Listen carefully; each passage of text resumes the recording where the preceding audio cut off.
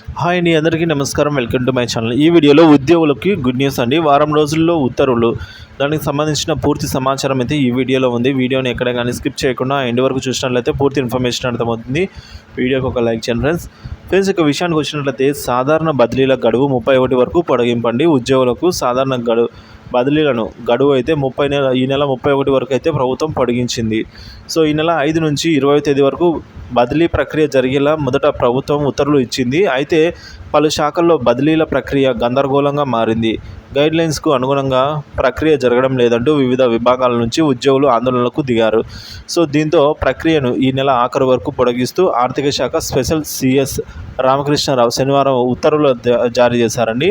August 1 నుంచి ఉద్యోగుల సాధారణ బదిలీలపై అయితే మళ్ళీ నిషేధం అమల్లోకి వస్తుందని అందులో పేర్కొన్నారు. అయితే కొందరు ఉద్యోగ సంఘాల నేతలైతే మరికొందరు ఉద్యోగులు అక్రమంగా బదిలీల నుంచి తప్పించుకుంటున్నట్టు తెలిసింది.